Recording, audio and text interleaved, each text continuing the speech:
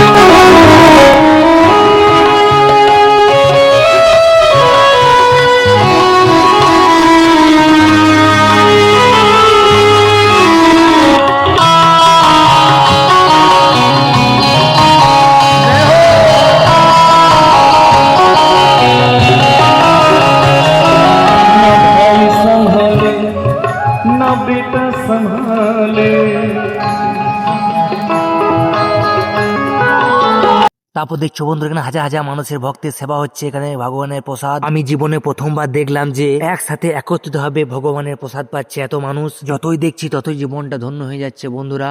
আজকের ব্লগটা বন্ধু এইটুকুই, পরবর্তী ব্লগে নতুন কিছু নিয়ে দেখা হচ্ছে। ততদিন তোমরা ভালো থাকবে, সুস্থ থাকবে, দেখা হচ্ছে পরবর্তী ভিডিওতে।